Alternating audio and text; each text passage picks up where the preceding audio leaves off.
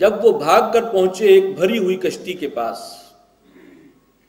یہ بھاگ کر جو گئے تھے، سورہ یونس میں بھی تھوڑا سا تذکرہ آیا تھا، یعنی اللہ کا حکم جو ہے اس کے انتظار کیے بغیر اپنی قوم سے ناراض ہو کر غیرت حق میں قوم کو چھوڑ کر چلے گئے کہ اب تم پر اللہ کا عذاب آئے گا۔ طے تو ہو گیا تھا اللہ کا عذاب ان پر، لیکن ابھی انہیں پرمیشن اللہ کی طرف سے جو ہے وہ نہیں پہنچا تھا باقاعدہ باضابطہ، کیونکہ رسول جس جگہ اپوائنٹ ہوتا ہے وہاں سے ہل نہیں سکتا جب تک کہ اللہ کی طرف سے اس کو اجازت نہ ملے۔ تو اس اجازت کے آنے سے پہلے وہ اپنی قوم کو چھوڑ کر چلے گئے۔ اسی کے بارے میں فرمایا اذ ابق الی الفلک المشحون، جب وہ بھاگ کر پہنچے ہیں ایک کشتی کے پاس جو بھری ہوئی تھی، فساہم فکان من المدحضین، اور پھر قرعہ ڈالا گیا تو وہی خطا کار ثابت ہوئے۔ اب یہ الفاظ بتا رہے ہیں کہ وہ روایت درست ہے کہ وہ کشتی میں سوار ہوئے تو کشتی ڈولنے لگی، اور اس وقت لوگوں کا اپنا ایک عقیدہ تھا۔ انہوں نے کہا کہ اگر کوئی غلام بھاگ کر آ گیا ہو اپنے آقا سے مفرور، تو پھر یہ کشتی جو ہے وہ ڈولتی ہے، یقیناً کوئی بھاگا ہوا غلام ہے ہمارے درمیان، اس کا تعین کرنا پڑے گا، اور پھر اس کو کشتی سے باہر، سمندر میں ہے، اب ظاہر بات ہے کہ ایک ہی حل ہے، اس کو سمندر سے پھینک دے تو باقی بچ جائیں گے۔ قرعہ ڈالا گیا جس کا یہاں بھی ذکر ہے، فساہما، قرعہ ڈالا گیا، اور فکان من المدحضین، وہی خطا کار نکلے۔ قرعہ ڈالا تو ان کا نام اس میں آ رہا ہے۔ اب باقی کشتی والے دیکھ رہے ہیں کہ یہ تو بہت شریف النفس انسان ہے، بھلا آدمی ہے، چہرے پر نور ہے، یہ نہیں ہو سکتا۔ پھر دوبارہ قرعہ ڈال رہے ہیں، پھر ان کا نام 3 مرتبہ ڈالا گیا، تینوں مرتبہ انہی کا نام آیا۔ پھر مجبوراً انہوں نے اپنے اس روایت کے مطابق انہیں اٹھا کے سمندر میں پھینکا۔ فَالْتَقَمَهُ الْحُوتُ وَهُوَ مُلِيمٌ، تو نگل لیا اسے ایک مچھلی نے، اور وہ تھے سزاوار ملامت، الزام زدہ تھے، اللہ کی طرف سے یہ گرفت تھی ان پر۔ اور یہ بات بھی سمجھ میں آتی ہے، کوئی بڑی ویل ہو تو وہ تو سالم اس کے معدے میں پہنچ گئے ہیں، اور اس مچھلی کے پیٹ میں اللہ تعالیٰ نے انہیں کچھ عرصے کے لیے زندہ رکھا ہے۔ فَلَوْلَا أَنَّهُ كَانَ مِنَ الْمُسَبِّحِينَ، اور اگر وہ شخص نہ ہوتا، اور اگر یہ بات نہ ہوتی کہ وہ تسبیح کرنے والوں میں سے تھے، یعنی مچھلی کے پیٹ میں بھی وہ تسبیح کرتے رہے، لا الہ الا انت سبحانک انی کنت من الظالمین، یعنی انہیں احساس ہو گیا کہ میں اپنے رب کے اس حکم سے پہلے جو نکل آیا تو میں پھر وہاں سے بھاگا ہوا غلام ہوں، ایک معنی میں رب کا، اس کی اجازت کے بغیر آ گیا ہوں۔ تو جو بڑے لوگ ہیں ان کی چھوٹی غلطی بھی اللہ کے ہاں بڑی شمار ہوتی ہے، تو اس اعتبار سے اللہ نے گرفت کی ان پر۔ فَلَوْلَا أَنَّهُ كَانَ مِنَ الْمُسَبِّحِينَ، تو اگر وہ نہ ہوتے تسبیح کرنے والے، لَلَبِثَ فِي بَطْنِهِ إِلَى يَوْمِ يُبْعَثُونَ، تو وہ اسی مچھلی کے پیٹ میں رہتے قیامت تک جب کہ مردے زندہ ہوں گے، وہی مچھلی کا پیٹ پھر ان کی قبر بن جاتی۔ فَنَبَذْنَاهُ بِالْعَرَاءِ وَهُوَ سَقِيمٌ، تو ہم نے پھینک دیا انہیں ایک چٹیل میدان میں، اس حال میں کہ وہ بہت نڈھال تھے، علیل تھے، سقیم۔ کچھ عرصہ بھی اگر مچھلی کے پیٹ میں رہے ہیں تو اس میں جو ظاہر بات ہے کہ جو انزائمز ہوتے ہیں اندر، اور جس قسم کے وہ حالات سے گزرے ہیں، اس نے ان کو بالکل چورا چور کر دیا ہے۔ زندگی ہے لیکن بہت ہی علیل حالت میں، نڈھال حالت میں وہ باہر پڑے ہیں، ساحل پر اگل دیا اس نے۔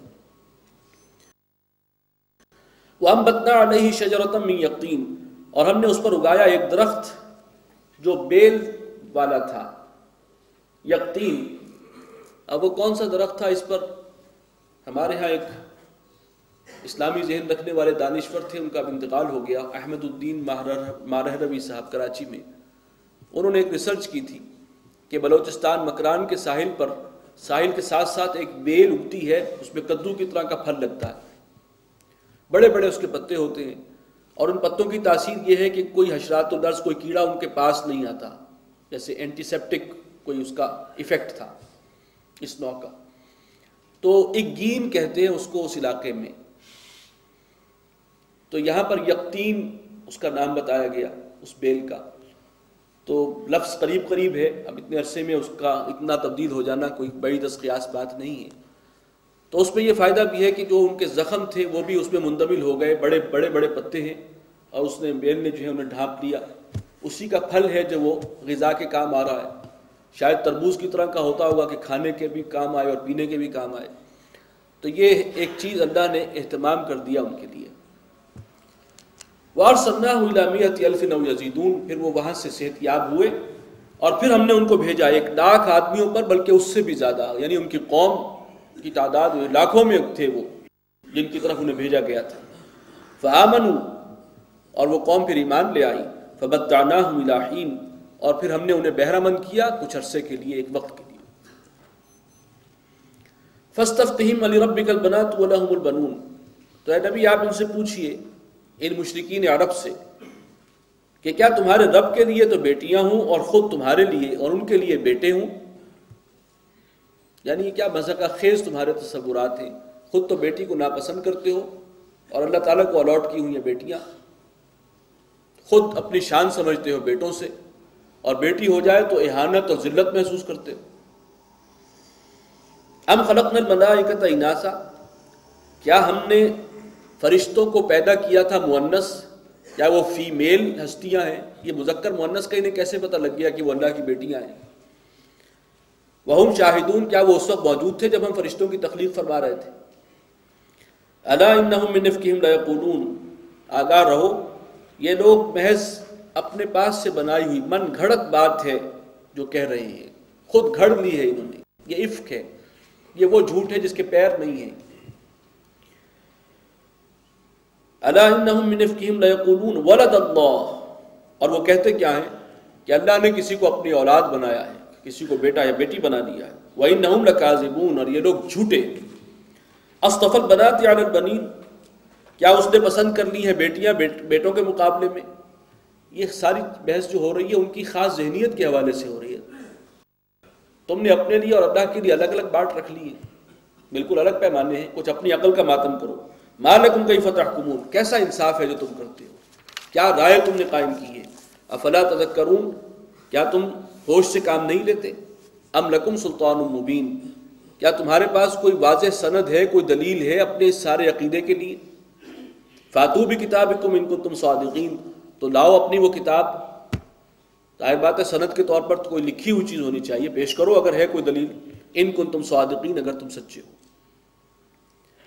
وَجَعَلُوا بَيْنَهُ وَبَيْنَ الْجِنَّةِ نَسَبًا، اور انہوں نے اللہ اور جنات کے درمیان ایک رشتہ جوڑ رکھا تھا. بعض روایات کے مطابق وہ جنات کو بھی خدا کا داماد بنائے بیٹھے تھے، کچھ ایسے بھی تھے ان میں بدبخت. وَلَقَدْ عَلِمَتِ الْجِنَّةُ إِنَّهُمْ لَمُحْضَرُونَ، اور حالانکہ جنوں کو خوب معلوم ہے کہ وہ گرفتار ہوئے ہوں گے، ان پر بھی عذاب مسلط ہوگا، وہ بھی پکڑے جائیں گے مجرموں کی طرح. سبحان اللہ عما یصفون، پاک ہے اللہ ان سب باتوں سے جو یہ بیان کرتے ہیں.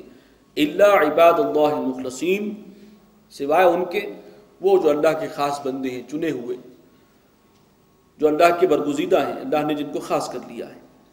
فإنکم وما تعبدون، تو سن لو تم بھی اور جن کو تم پوچھتے ہو. ما انتم علیہ بفاتنین، تم کسی کو اللہ سے برگشتہ نہیں کر سکتے. الا من هو صال الجحیم، مگر اسی کو صراط مستقیم سے ہٹا سکتے ہو، اللہ سے دور کر سکتے ہو، کہ جو جہنم کا ایندھن بننے والا ہے، جو پہنچنے والا ہے جہنم میں. وما منا الا له مقام معلوم، اب یہاں سے آگے فرشتوں کی بات شروع ہو رہی ہے، اس سے پہلے جدات اور مشرکین کا ذکر تھا. وما منا الا له مقام معلوم، اور ہم میں سے جو کوئی بھی ہے ہر ایک کے لیے ایک ٹھکانہ مقرر ہے. وَإِنَّا لَنَحْنُ الصَّافُونَ، اور ہم صفیں باندھے ہوتے ہیں اللہ کے سامنے، اللہ کے احکامات کو ماننے کے لیے. ایک ڈسپلن ہے، ایک نظم و ضبط ہے، صف بندی ہے جو فرشتوں کی ہوتی ہے. وَإِنَّا لَنَحْنُ الْمُسَبِّحُونَ، اور ہم ہی ہیں کہ جو اللہ کی تسبیح کرتے رہتے ہیں ہر دم. وَإِن كَانُوا لَيَقُولُونَ، اور بے شک یہ لوگ تو کہا کرتے تھے، یعنی مشرکین عرب یہ کہتے تھے، لَوْ أَنَّ عِندَنَا ذِكْرًا مِنَ الْأَوَّلِينَ، کہ اگر ہمارے پاس کچھ تذکرہ ہوتا پہلے لوگوں کا، یعنی کچھ تعلیم ہمیں بھی ملتی جیسے کہ پچھلی قوموں کو ملی، اہل کتاب تھے، یہود تھے، انہیں جو تعلیم ملی تھی. لَكُنَّا عِبَادَ اللَّهِ الْمُخْلَصِينَ، تو ہم ہوتے اللہ کے بندے چنے ہوئے، ہم بھی اللہ کی بندگی کرتے اور اسی کے مخلص ہوتے، چنیدہ ہوتے. یہ اصل میں ان کی بات تھی کہ اگر کوئی رسول ہمارے پاس بھی آئے، کوئی رسول نہیں آیا، تو ہم اللہ کے سچے پکے بندے بن جائیں گے. لیکن فرمایا فکفروا بھی، اب جب رسول